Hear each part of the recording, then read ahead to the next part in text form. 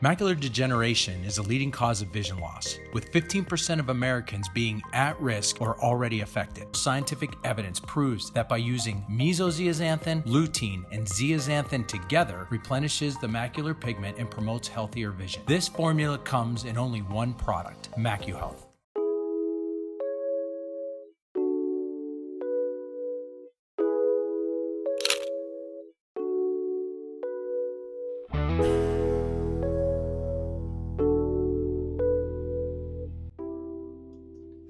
Hello and welcome to the Open Your Eyes podcast. I'm Dr. Kerry Gelb, the host of the documentary Open Your Eyes. According to the Journal of Circulation, 180,000 people die each year from sugary beverages such as soda and sports drinks. In addition, we've been told by experts for the past 40 years to eat low fat and count calories to prevent obesity, diabetes, and chronic disease. Consequently, over the past 40 years, obesity, diabetes, and chronic disease has skyrocketed. Today's guest, Dr. Robert Lustig, pediatric neuroendocrinologist, is a world expert on this topic. He has authored numerous books, including New York Times bestseller Fat Chance and The Hacking of the American Mind. Dr. Lustig has authored over 120 peer-reviewed articles, but he's probably best known for his life-changing YouTube lecture with over 10.5 million views, Sugar, the Bitter Truth. Dr. Lustig, thank you for joining me today. Oh, thanks so much, Dr. Gelb. I appreciate it. Every time I hear that number, I just sort of freak out. It's like, why in the world would anyone want to watch that? But they do. It was really an amazing, it really was life-changing for me back 10 years ago when I watched it. And you know, every so often I'll check to see how many views it gets, and it seems like it gets 100,000 a week. It's really incredible. What's the backstory with that lecture? How'd that happen? Well, it was just a part of a series that UCSF, my school, does for the public, mini med school for the public, and there was a 6-week nutrition module, and they asked me to speak, and they didn't care what I spoke about as long as it was about nutrition. And so I gave a talk, and I thought I was giving a talk to 200 people in the audience, and that was the end of that. And I didn't even know it was being videotaped. If I'd known, I would have worn a better tie. You know, got a lot of flack over that tie. My mother had given me that tie. So anyway, the next thing I know, things climbing, and people are recognizing me on the street, and it's been pretty bizarre, I have to say. It certainly made it very clear what the word viral means. So take me to the beginning. Where did the whole low-fat diet come from? And calories don't matter. Where did we go wrong 40, 50 years ago? Okay, so calories don't matter. Okay, and the reason calories don't matter, everyone thinks calories matter, right? And the reason they think that is because of an equation from 1916 called the Atwater equation that was basically trying to generate equivalence between protein, carbohydrate, and fat. And when you burn protein or carbohydrate, fat in a bomb calorimeter, you know, they give off different amounts of energy. And so it was assumed that if you ate something that was high energy, well, then that contributed to weight gain. That was discounting so many different things, including the microbiome, which we now know about. It was excluding the fact that there's this thing called nutritional biochemistry, that where not every calorie gets burned the same way. So a calorie eaten might even be a calorie eaten, but a calorie burned is not a calorie burned. So the whole thing just falls apart. But nonetheless, you know, it became the standard for the American Dietetic Association. And the reason was because that was math. You could do math and, you know, equation, you know, but it was really science. And science is hard. Math is easy. Science is hard. Anyway, it caught, and there were a lot of people who were, you know, very married to this idea. There still are. You know, we're just chipping away at this very, very slowly. So that was the notion of the calorie story. The second thing was the fat story. And that dates back to the years in the 1950s and 1960s when we thought that saturated fat was the bad guy. Now, why did we think that? Because Eisenhower had a heart attack in 1955, and everybody wanted to know what was going on with the increasing incidence of heart attacks across the country. And two camps came out. One was that it was saturated fat, and that was led by a gentleman by the name of Ancel Keys, who became very famous, was on the front cover of Time magazine back in 1980, I believe. And the other one was a British physiologist, nutritionist by the name of John Yudkin, who said that sugar was the bad guy. And these two duked it out over the course of a 20-year period. Keys was very forceful and pretty obnoxious. He was kind of like the Donald Trump of nutrition at the time. And no one was going to get in his way. And Yudkin was much more unassuming and, would never call out names in public. So it was a very, very similar vibe to what we see today. But there were three things that we learned in the 1970s that sort of Keys won and Yudkin got thrown under the bus. The first was we learned about this molecule in the bloodstream called LDL. We learned that LDL was, a bad guy in heart disease. Then we learned about the fact that dietary fat raised your LDL. And then the last thing we learned in the late 70s was that LDL levels in large populations correlate with heart disease. So if dietary fat is A and LDL is B and heart disease is C, we learned, well, if A leads to B and B correlates with C, therefore A must lead to C, therefore no A, no C. Get rid of the dietary fat, the LDL levels will fall, and heart disease will go away. And that was the end of John Yudkin. And we adopted the low-fat diet. And the first dietary guidelines called for reduction in fat. Now, why did the food industry go along with that? Because then they got to create two sets of foodstuffs, regular fat and low fat. And it's not like the fat just disappeared. Like, for instance, when they skimmed the cream off the milk, they didn't just, that didn't just disappear. What they do? They made cheese, okay? And they got two products for the price of one. Great business strategy, right? And even, the beef industry learned to adapt. And it's not like our meat consumption went down. They would offer lower fat alternatives of various, cuts of meat. So this actually worked for the food industry. And we all went low fat. And, my father ate those Entenmann's fat-free cakes, and there's no doubt in my mind that's how he got his heart attack. So this notion, continues to pervade even today. It is very hard to debunk mythology, as I'm sure you know, but we are doing it step by step. And what we have learned is LDL is not the problem. Triglycerides are the problem. And triglycerides are actually the manifestation of what the liver does to sugar. Because when sugar overflows the liver has no choice but to take that and to turn into liver fat, and it gets packaged as triglycerides. And the hazard risk ratio for LDL is only 1.3. The hazard risk ratio for triglycerides for heart disease is 1.8. So we've been focusing on the wrong molecule. We've been focusing on the wrong substrate. We've basically turned the food pyramid on its head, increasing the amount of carbohydrate and decreasing the amount of fat. And all it has done is made us sicker and sicker. And of course, Einstein's theory of insanity, doing the same thing over and over again and expecting a different result. Well, you know what? It's time for a new paradigm. And people are finally ready for it. There's another myth, everything in moderation. Can you talk about that? So that sounds good. That plays well on a bumper sticker. But the fact of the matter is, there is no moderation. So where does moderation come from?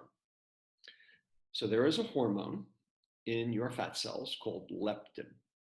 And leptin goes from your fat cells to your brain and tells your brain, hey, I have enough energy on board to engage in expensive metabolic processes, such as puberty, pregnancy. You don't go into puberty until your leptin levels hit a certain amount. You can't support a pregnancy unless your leptin levels are above a certain threshold. Okay, so what leptin is it's not the satiety signal, it's the starvation signal. If your leptin level is below a set point in your brain infers that as starvation, that there's not enough energy on board, and that you have to both eat more and conserve. And so there's your gluttony and sloth. So the behaviors that we manifest around food are actually being driven by this hormone called leptin. Now, the point is you're supposed to eat, you're supposed to then make more leptin, and therefore the leptin should tell the brain, hey, I'm finished. And that should be the yin yang negative energy balance, keep you in homeostasis so that you don't gain more weight. However, turns out that the hormone insulin, the one that drives the energy into fat, also blocks the leptin signal at the level of the brain. And there's, two reasons why insulin would block leptin. Because there are 2 times in your life you actually have to gain weight. One is puberty and the other is pregnancy. And if your leptin worked all the time, then you couldn't go into puberty and you couldn't go into pregnancy, and the species would die out. So it's actually adaptive for leptin to block insulin 2 times in your life. But the problem is now our insulin's up 24/7, 365. And the insulin's blocking the leptin signal all the time. Our brains think we're starving all the time. And so that's the reason for the increased food intake. So in the face of a leptin resistance, in the face of leptin not working, moderation is useless. There is no moderation because this is biochemically driven. So when we look at when we're addicted to food, fat, salt, sugar mixed together to create a bliss point. Yep. The scientists at the food companies are very sharp at being able to find that bliss point to make us addicted. Right. What can we do to help prevent it? And can you go into that in a little bit of detail? Right. So you brought up a new concept, and that is food addiction. So leptin actually also extinguishes reward at the level of the reward center of the brain called the nucleus accumbens. So when your leptin levels are high, you don't get all that reward. You don't need all that candy or that chocolate or that Cinnabon. But when you're leptin resistant, you sure do. So the question is, what drives the reward signal? And it turns out there's only one thing: sugar. Salt does not drive the reward signal. Fat does not drive the reward signal. Only sugar. Sugar is, for lack of a better word, addictive. Now, and it makes sense that would be the case. You hear people saying all the time, oh, I have a horrible sweet tooth. You know what that is? That's sugar addiction. So not everyone is addicted to the same extent. I mean, think of it like this. Okay, if you're exposed to heroin for 3 days, you're an addict. If you're exposed to cocaine for a week, you're an addict. If you're exposed to cigarettes for a month, you're an addict. If you're exposed to alcohol, maybe you are, or maybe you're not. 40% of America are teetotalers. 40% are social drinkers. Pick up a beer, put it down, no problem. 20% have a real alcohol problem, and 10% are hardcore alcoholics. Now, what determines who's who? I don't know. We don't know the answer to that yet. But it's very clear that alcohol is not uniformly addicting. Same with sugar. There are some people who are not addicted by sugar, and there are some people who are extraordinarily addicted by sugar. So the question is, if you are a sugar addict and your reward center is going hog wild and you can't stay away from the stuff, how can you fix it? And that's complicated. We have modalities, there are ways. A lot of them are the same things we use for alcoholics and the same thing we use for smoking. Cold turkey does work, but there is a withdrawal phase, lasts about 5 days. Those 5 days are pretty darn unpleasant. Okay, but you can come out the other side, not too bad. You don't get the shakes or the DTs like you would with alcohol, but you're still squirming in your seat, but you can get past it. There are medications that can be used, like Wellbutrin and naltrexone and some other things, but those are heavy duty, and you need a doctor's help, for any of those. What I can say is that the people who are the most sugar addicted are the people who can't turn away from processed food, because processed food is where the sugar is hiding. And the thing is that you can try to get off sugar. You can stop the ice cream and the candies and the sweets and the cookies. But the fact of the matter is, half of the sugar in your diet is in foods you didn't even know had it, like yogurt, barbecue sauce, hamburger buns, hamburger beef, salad dressing. So if you're going to go cold turkey, that means you got to basically stop processed food. You got to eat real food without a food label. So if a food has a label, that means it's been processed. If a food has a label, it's a warning label. So if you can get people who are sugar addicted onto real food, they will do great. But getting them to understand why and stick with it, that's the tough part. There are plenty of people that do well, and then at night they get these terrible cravings. What can they do instead of eating something sugary? Can they eat a fruit to kind of get them through those 5 days? Yes, and fruit has sugar. So people say, well, what about fruit all the time? The answer is fruit is sweet, and that's okay. The question is, does the sugar enter your bloodstream? And the answer is not that much. Most of the sugar ends up staying in your intestine because the fruit has fiber. There are two kinds of fiber, soluble and insoluble.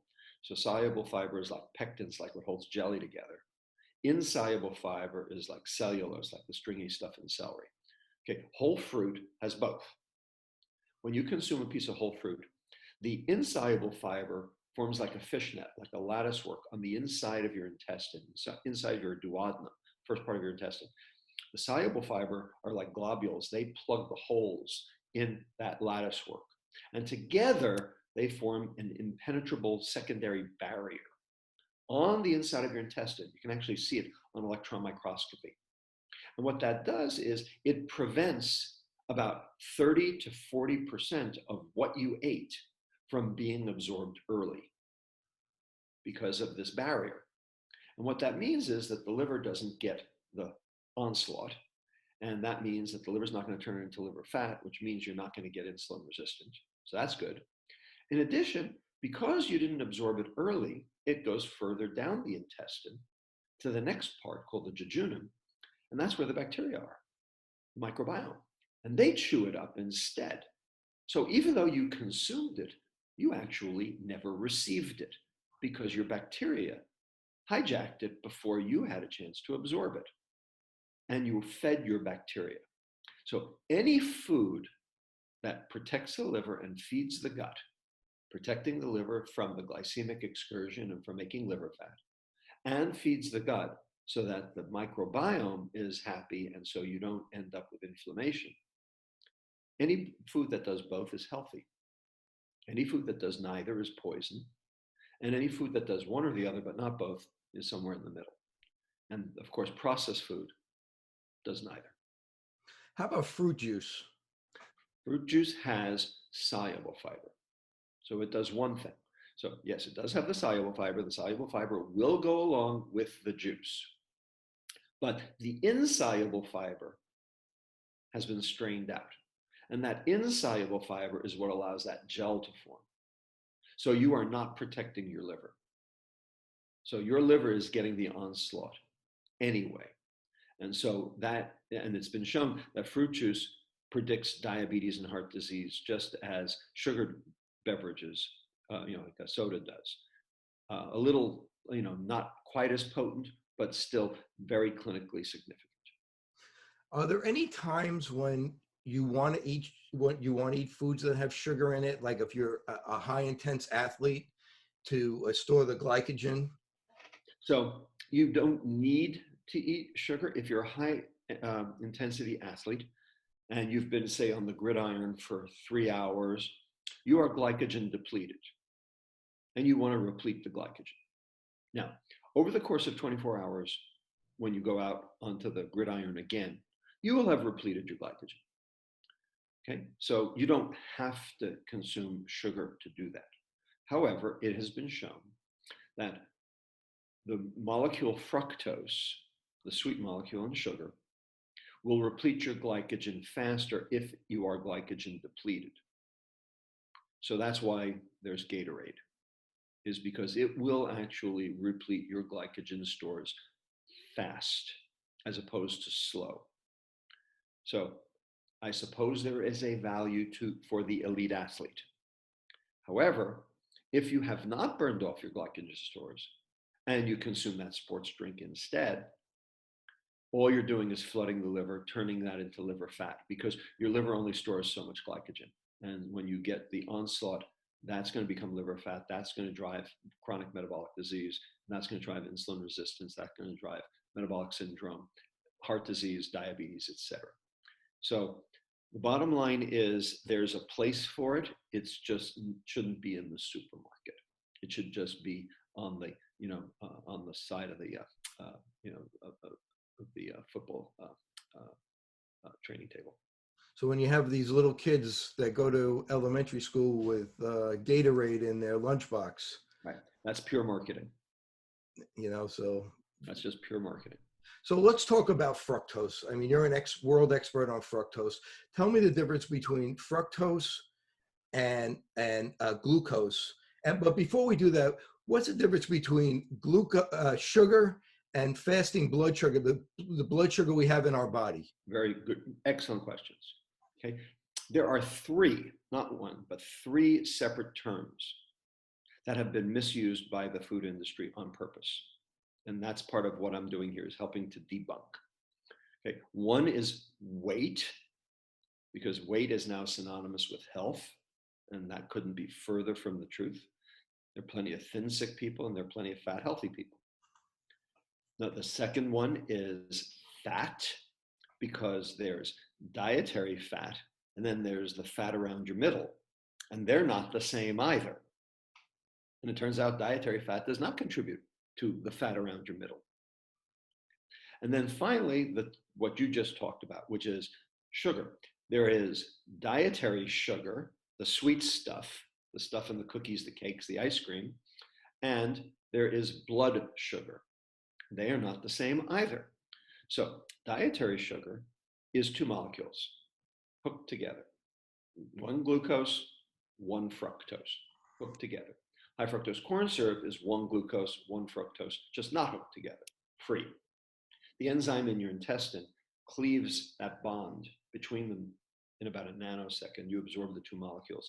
So sucrose, table sugar, and high fructose corn syrup are exactly the same, because they're one glucose, one fructose. No difference. Now, the question is blood sugar versus dietary sugar. So dietary sugar is these two molecules. Blood sugar is just glucose. Now, it is true that if you consume glucose, your blood glucose will rise.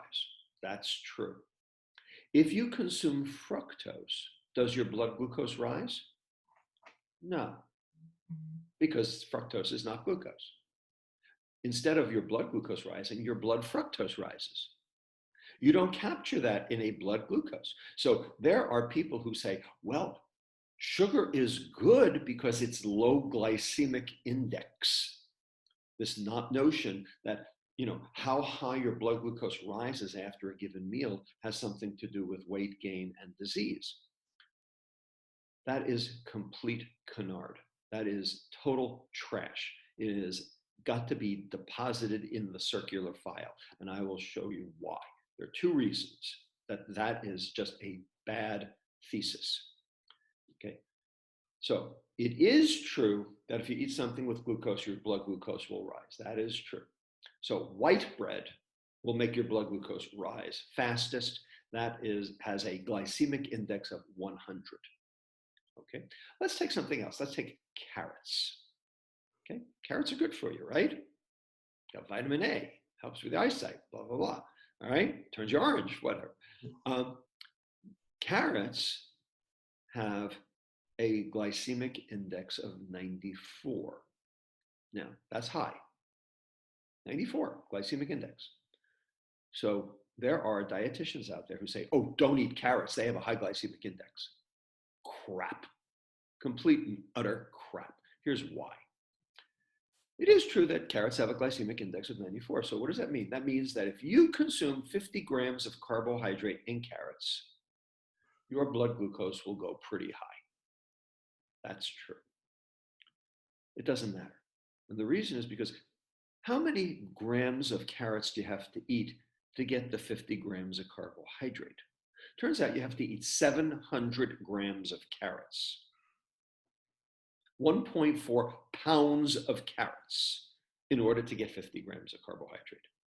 So it is true that carrots have a high glycemic index, but they have a low glycemic load, GL, not GI, glycemic load. And that's what counts, because the fiber mitigates all of these things, because you're not going to eat the 50 grams of carbohydrate in carrots, okay, because you're going to stop eating way before that because of the fiber.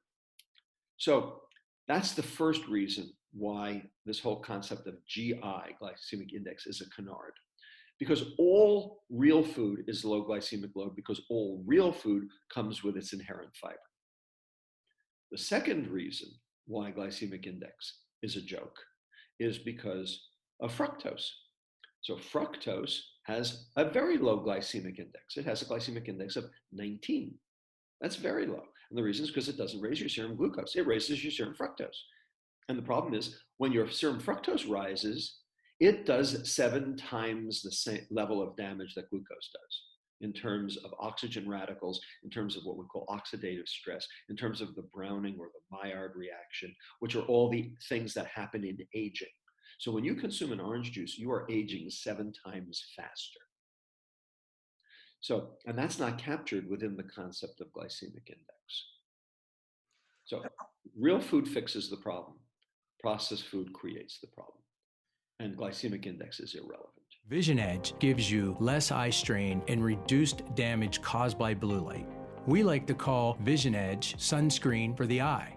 It all starts with your highest level of visual performance, only achievable through scientifically proven Vision Edge. Is there a difference between high fructose corn syrup and corn syrup? A slight one, yes. So corn syrup is like what you put in a cake, all right, like Karo syrup. High fructose corn syrup has had an enzyme reaction done, which has taken something called glucose oxidase, which has taken some of the glucose and turned it to fructose to make it sweeter. So corn syrup gets converted to high fructose corn syrup by an enzymatic reaction, specifically to generate the fructose molecule to make it sweeter. So there is a slight difference. And the reaction on the body, is there much of a difference? A little bit. I mean, because glucose will make your insulin go up. That's true. But fructose will make that liver fat. So they are not absolutely equivalent. So how does fructose affect insulin? So fructose does 3 things that glucose does not. The first is fructose can only be metabolized in the liver. Glucose can be metabolized in all organs. Every cell on the planet can burn glucose for energy. Glucose is so goddamn important that if you don't consume it, your body makes it. It will turn amino acids or fatty acids into glucose. Okay, it's a process called gluconeogenesis. It's what the Eskimos do. It's what the people who are on a ketogenic diet do.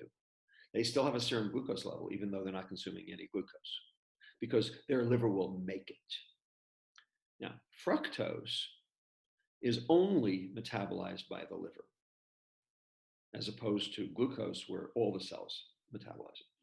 So when you consume a fructose load, it all ends up in the liver. The liver does not turn it into glycogen, whereas it does turn glucose into glycogen. And it will go further down the glycolytic pathway to a molecule called pyruvate, which then enters the mitochondria. And the mitochondria are those little energy burning factories, like coal burning factories inside each cell that generate the chemical energy called ATP. But each mitochondrion in your cell has a limited capacity. It can be overwhelmed. If you supply too much energy to a mitochondrion, it can't deal with the tsunami. It will then divert the excess back out of the mitochondria through a side door, and called citrate. And that citrate will then act as the nidus for starting this process called de novo lipogenesis, new fat making. And so you will have turned sugar, fructose, into fat. And this is what John Yudkin originally postulated but couldn't prove. We've proven it. We've shown how this works and at what level. And then that fat has one of two fates. It can either be exported out of the liver as triglyceride. Remember, we talked about triglyceride, which increases your risk for heart disease, or it won't make it out. It will precipitate as a lipid droplet, and now you have fatty liver disease, in which case now you are insulin resistant, and now you are at risk for type 2 diabetes. So when you make fat out of sugar, you're courting disaster, because you're going to die of a chronic disease. And fructose is the primary driver of this process. So that's one way fructose is different. The second way fructose is different is fructose causes that browning reaction, the Maillard reaction. And this is important actually for optometrists, because that Maillard reaction is going on in the retina. And it's one of the reasons for macular degeneration. It's one of the reasons for cataracts.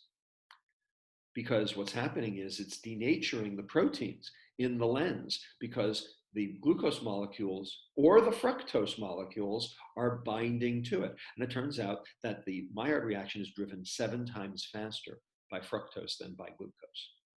So sugar causes wrinkles, sugar causes cataracts, sugar causes eye disease in general, and of course sugar causes every other chronic metabolic disease: type 2 diabetes, hypertension, lipid problems, cardiovascular disease, cancer, dementia. And part of the reason is because of glycation and oxidative stress, and fructose does it 7 times faster.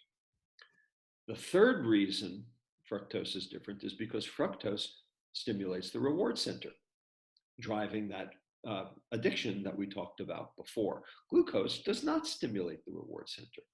It stimulates other parts of the brain, but not the reward center. And so when you get a little sugar, you want a lot more, because this feels good. I want more. And glucose doesn't really do that. You don't see people going around chugging Kager syrup. That's glucose. So those 3 pathways: de novo lipogenesis, the aging reaction, and continued consumption because of reward. Those are the ways fructose is different from glucose.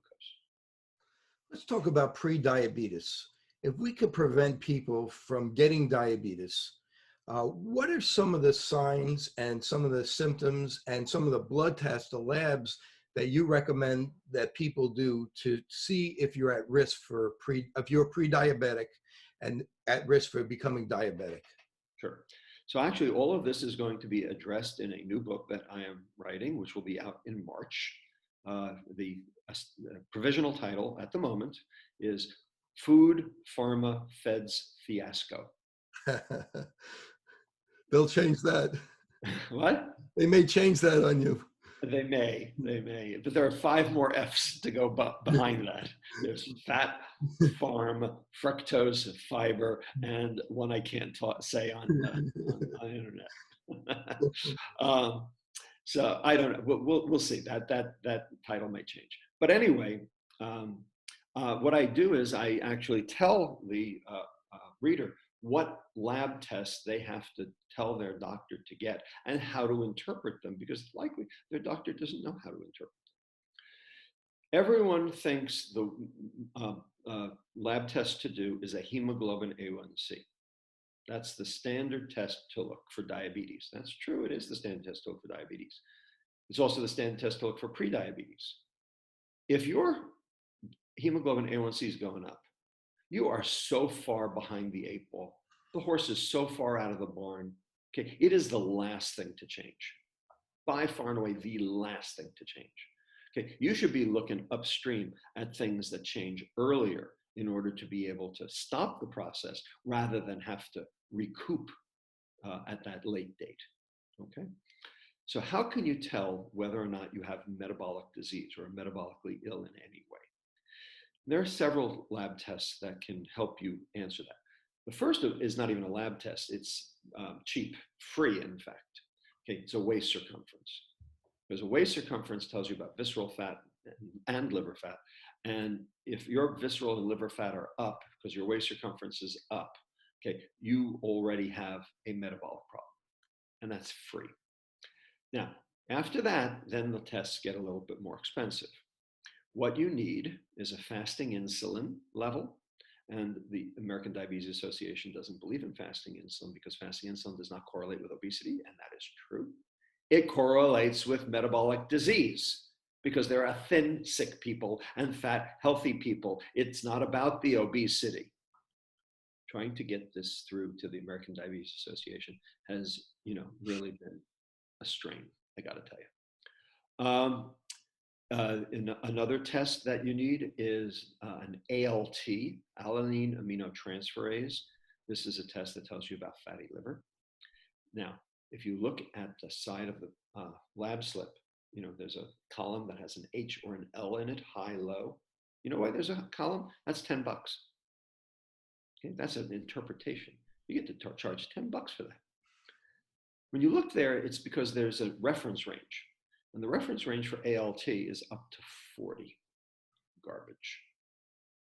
When I entered medical school in 1976, the upper limit for ALT was 25. Today it's 40.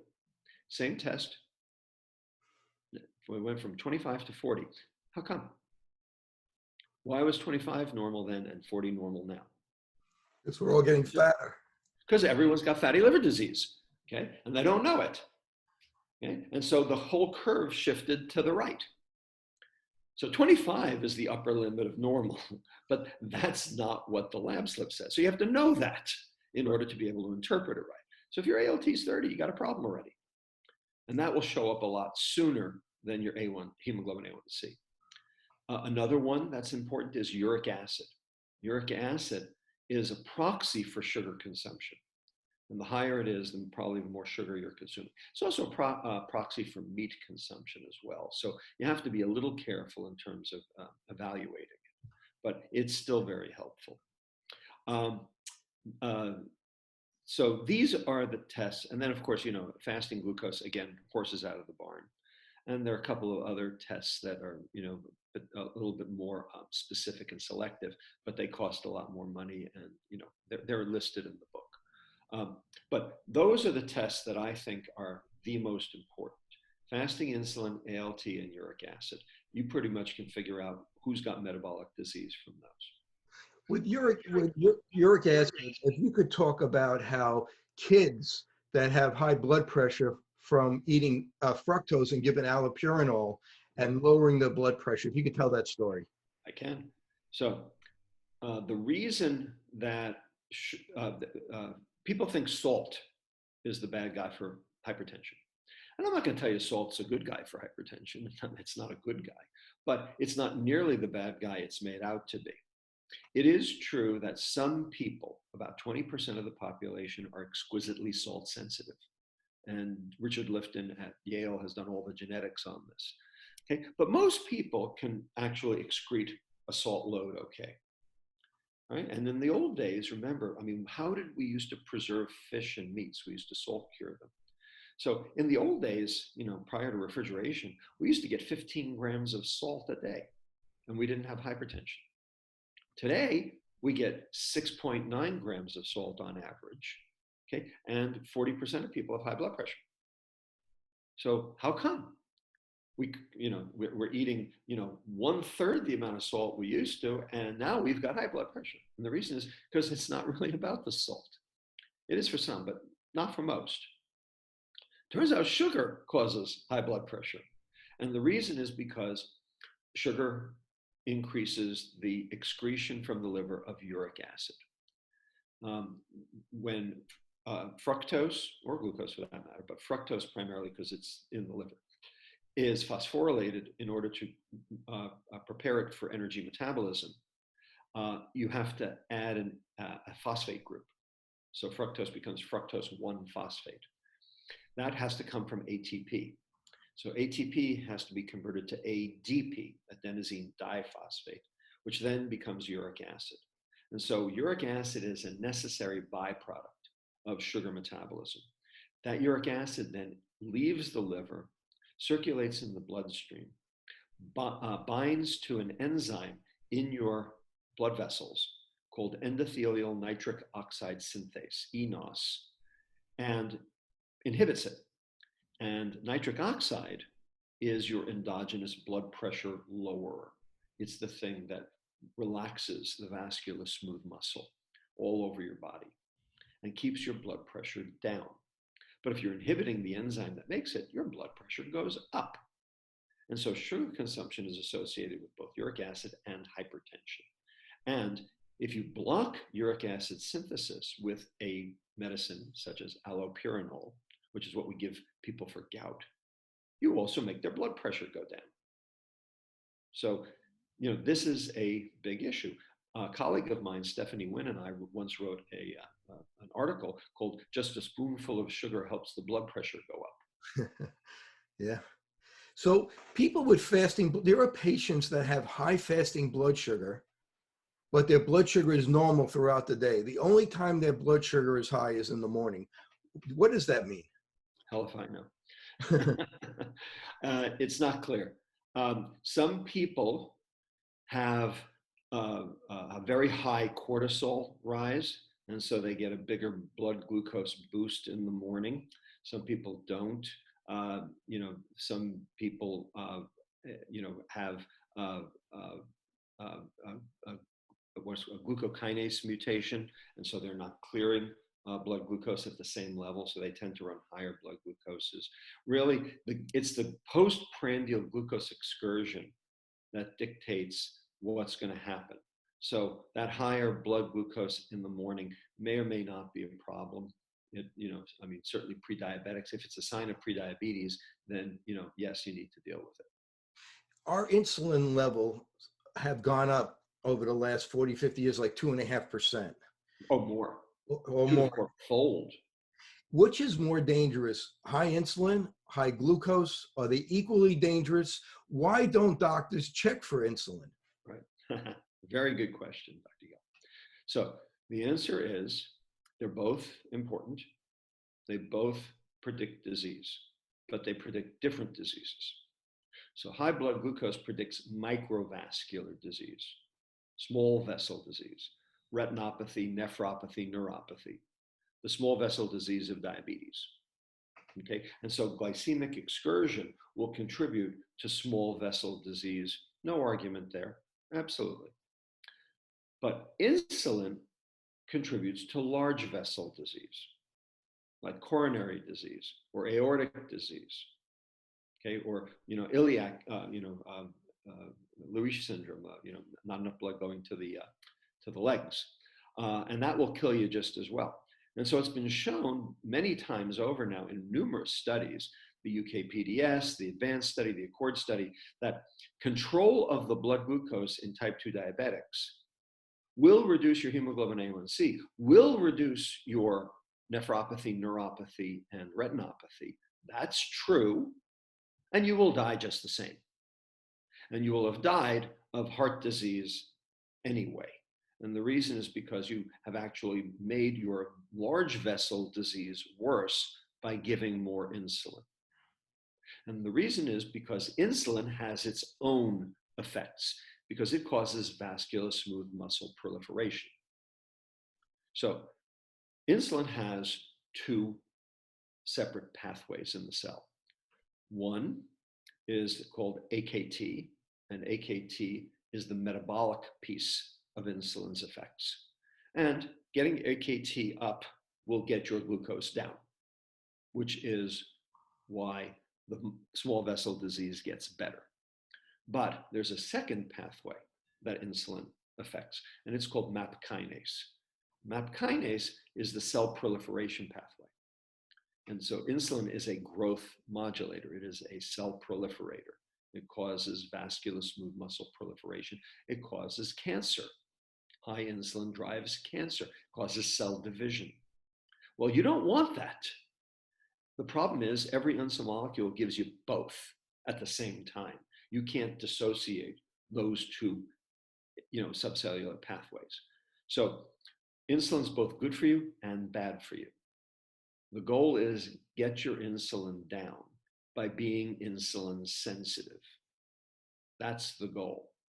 So that's why they're both important, but for different reasons. What are the best ways to get insulin levels down? Real food. Are there any supplements that you could recommend? People that switch to real food, but they still have high insulin, is there a genetic component? Because I've seen it where they go to real food, they go low carb, they do everything they're supposed to. They're fasting, and 2-hour insulin is still high. What could help them? Right. I know what you're talking about. So real food will help the overwhelming majority of people. Yes, there are some outliers who do not seem to be helped as much. Those people might need a ketogenic diet or a very low carb diet, and I would try that first. There are other medicines that can help with insulin sensitivity, like metformin. So metformin is definitely back pocket drug that we use pretty routinely in terms of trying to improve insulin sensitivity. And the reason is because metformin works in the right place. It works on the liver, which is where it's needed. And it also works on the processes that are driving chronic disease. Okay, it's working on both insulin resistance, and it's also working on autophagy, which is the clearing out of senescent dead cells, which is one of the problems in chronic disease. So it's well targeted. So metformin's a good adjunct to dietary change, but metformin won't work without the dietary change. You got to do the dietary change first anyway. And then there are some other drugs that are being tried, that are in clinical trials to try to improve things as well. And there's some longevity drugs that are sort of out there, like NAD riboside and other things as well. So, but they're not really ready for prime time yet. Because then you bring up NAD, some people are recommending metformin as anti-aging. Yeah, absolutely. Neil Barzilai at Albert Einstein College of Medicine is doing an entire double-blind placebo-controlled trial of metformin and aging. And I understand why that could work and should work. And I'm for it, in terms of a trial. I am not for it in terms of everyone going out and taking metformin. And how about this NAD? What kind of potential do you see with that? Potentially. It also acts at a specific place in the aging pathway. It's possible it could work, but it certainly works in the dish. But, getting a subcellular nutrient to the right place in the cell is actually a lot harder than it looks.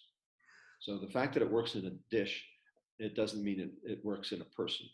And I know that there is a company, Elysium, that's specifically, targeted to this issue. And I know Lenny Guarenti from MIT. We've had coffee together twice. We're on a panel together. It's yet to be determined. Let's talk about some of the medications that are used for diabetes. Medications that raise insulin, such as the sulfonylureas, insulin itself. And how about some of the new medication, such as the SGLT2 inhibitors? Right. So these are all for diabetes. They're not for insulin resistance per se. The SGLT2 inhibitors seem to be a useful adjunct for treating the diabetes. And the reason is because it gets the blood glucose down, because it makes the kidney lose glucose. That's why. So if it's leaving the bloodstream through the kidney, not so bad, right? And we're still trying to figure out whether or not all that glucose running through the kidney is hurting the kidney or not. There's some data suggesting that maybe that's not so benign. Here's the problem. What you are doing there with any of those drugs is you are treating a symptom, high blood glucose. You are not treating the cause, which is the metabolic dysfunction that belies the diabetes. So high glucose, lower glucose. That's treating a symptom. The high glucose is a symptom of the problem, not the problem. High LDL, treat the LDL. You're treating a symptom of the problem. You're not treating the problem. The problem is the metabolic dysfunction underneath. High blood pressure, treat the blood pressure. You're treating the symptom of the problem. You're not treating the problem. You have to work upstream of the problem to treat the problem. If you're treating the symptom, horses out of the barn. And while treating the symptom is better than treating nothing, the problem is still there and it's still going on underneath and it's still going to make you die. So fixing the problem before the problem occurs, preventing the problem, is what we should be doing. And we're actually, in a sense, deluding ourselves that we're fixing the problem by giving these medications. I have to ask you about baby formula. It's almost like a milkshake. There's so much sugar in baby formula. Well, so it depends on which formula. So, I mean, there's lactose-containing formula like Similac and Isomil, not as bad, although it turns out Similac does have sugar in it. Isomil, not so much. Mead Johnson's done a better job than Abbott in terms of clearing the sugar out of the formula. Lactose-free formula, so Isomil, that's the big problem, because what they did was they took the lactose out, they put sucrose in. So Isomil is 10.3% sucrose. A Coke is 10.5% sucrose. It's a baby milkshake. So for parents that have to use baby formula, is there a brand or is it a type that you happen to know offhand that you could recommend, like someone who adopted a child and they feel that they can't nurse? Right. So obviously there's a reason for formula, and it's not that I am against formula. I have to be for formula. I'm a pediatrician. Okay. If you didn't have formula, there would be a lot of babies who would be dead. All right. The point is the formula should be a last resort, not a first one. Okay. Like so many things in our society, we've done things for convenience. Okay. Formula should be a last resort. I am not here to promote or pimp any formula. What I would say is that there are a lot of kids who are put on lactose-free formulas who don't need to be.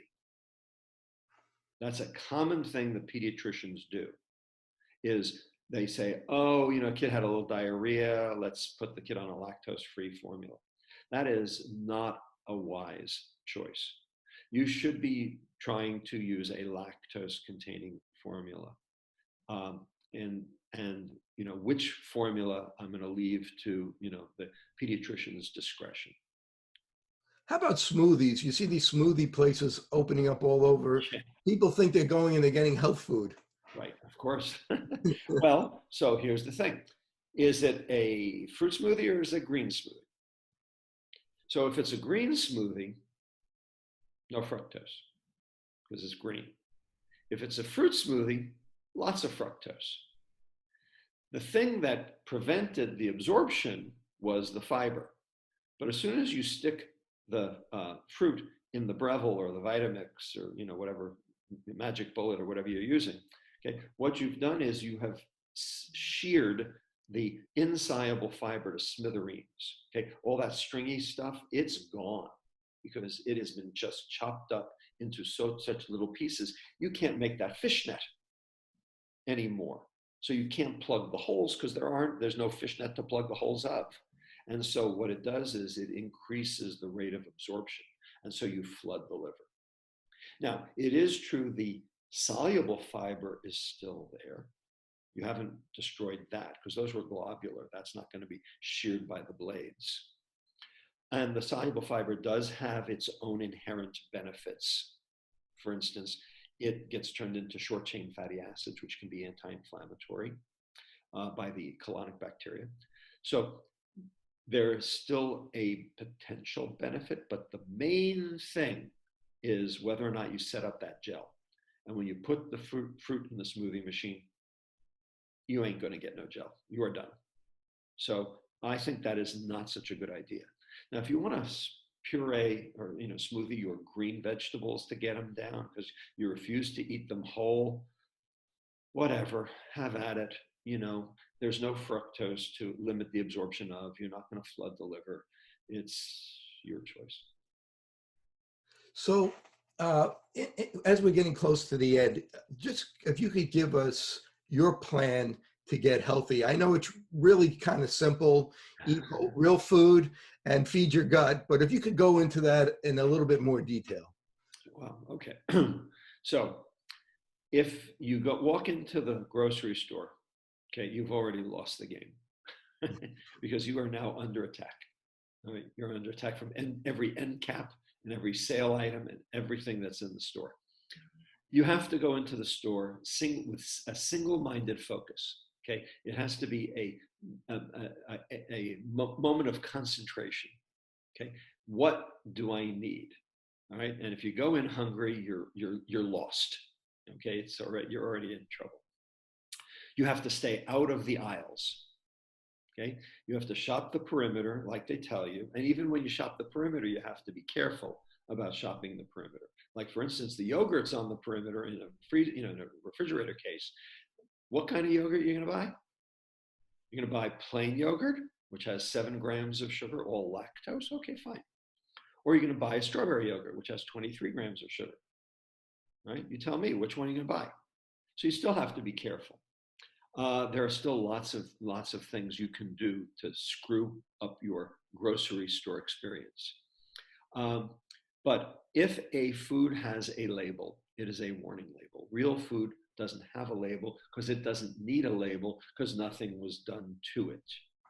The problem is that real food, number one, costs more. Number two, takes more time to produce, to prepare at home. So that has to become a priority. That has to become important to you in terms of what you think your time is best spent doing.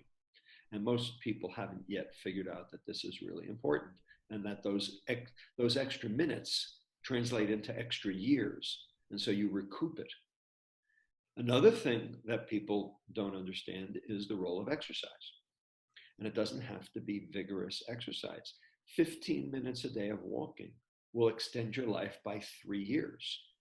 15 minutes a day will extend your life by 3 years. Now, if you do 15 minutes a day times 3 years, you get 279 hours. That's 279 hours of walking in a 3-year period. But you get 3 years. So let's forget about the sleeping time. Let's just do the waking time. Okay, so 16 hours a day times 3 years. Okay, so that is a 5,500% return on investment. That's an ROI of 5,500%. Now, if you were in the stock market, how would you feel if I offered you a 5,500% ROI? Right. Okay, you'd be friggin' clicking your heels. Okay, so that's a pretty good deal. And it does very good things for these 8 subcellular pathologies that are underlying disease. So if you ate real food and you walked 15 minutes a day, you are so far ahead of the game, it's not even funny. What could you do after that? Obviously food matters. Maybe some, if you're old, you might need a supplement or 2. There are, for instance, vitamin D has been shown to be anti-inflammatory and might actually be very important in this whole COVID-19 story. We're working on that. And then, and vitamin C as an antioxidant might be helpful as well.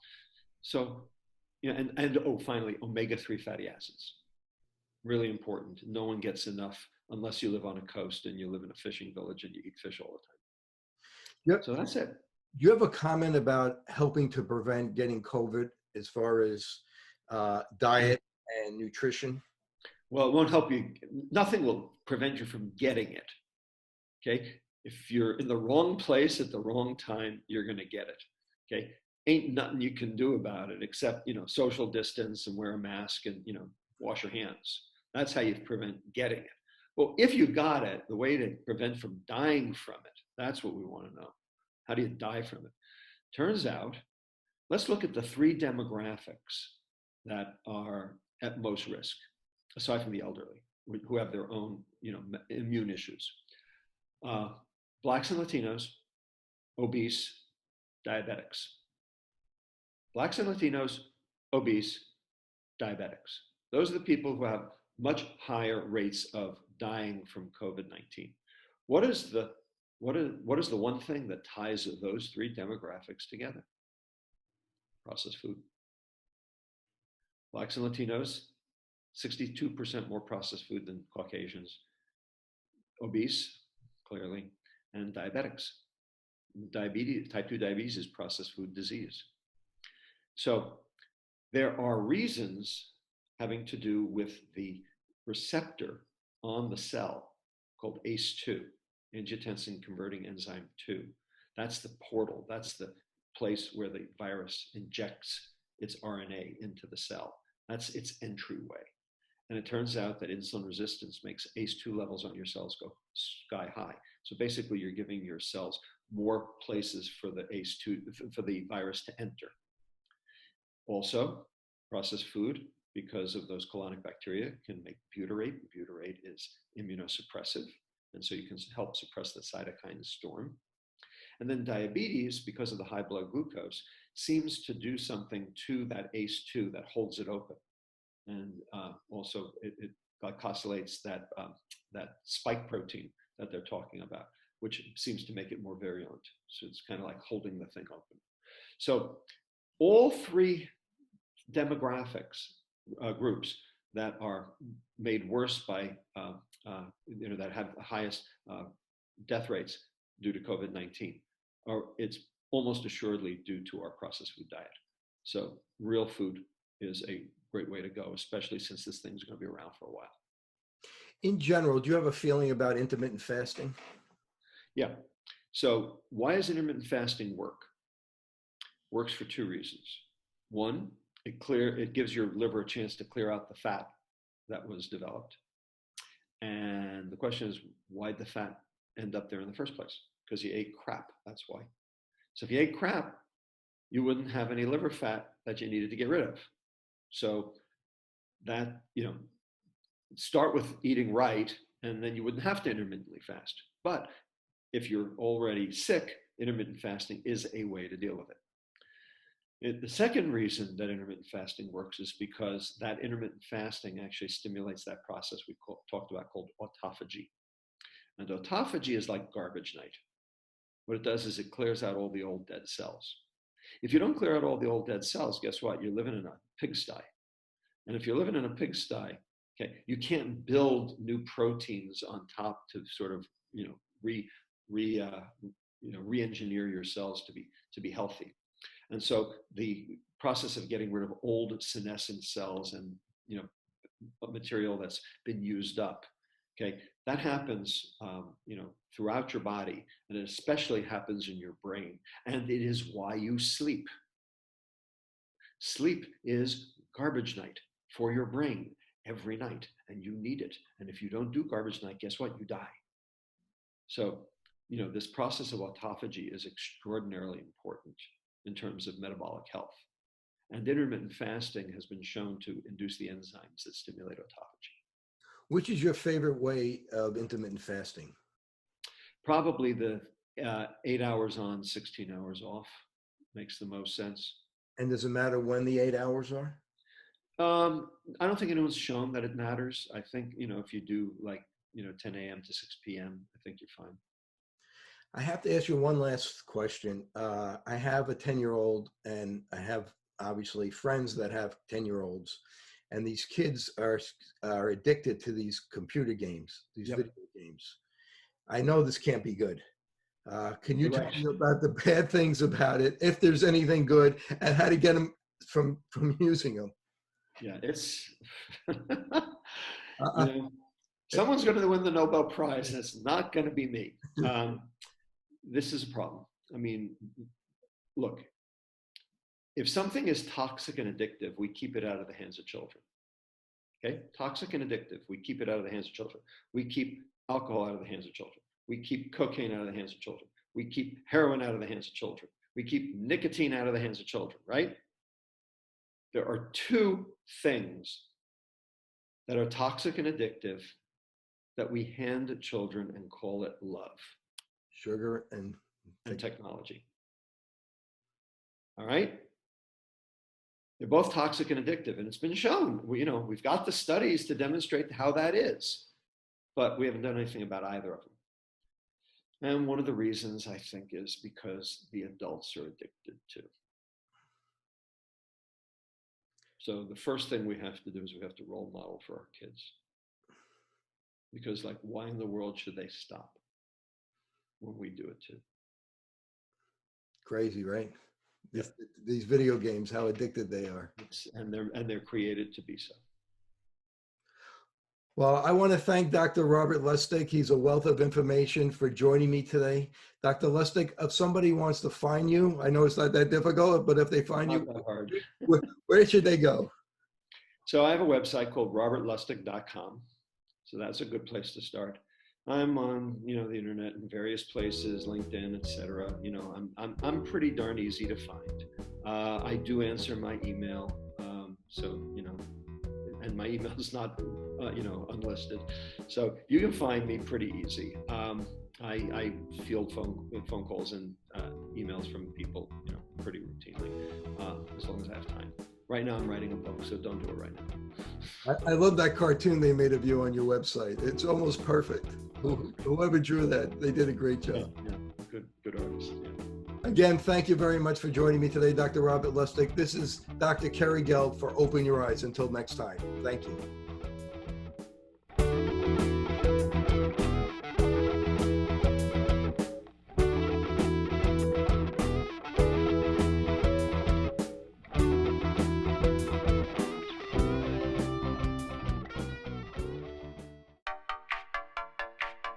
Since I bought Safe For You, my dad makes me clean his boat.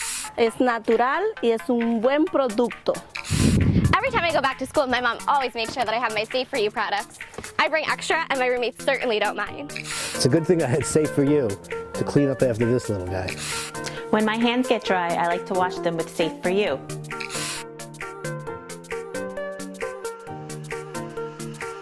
And most importantly, the reason why I buy Safe For You is because it's safe for me and you.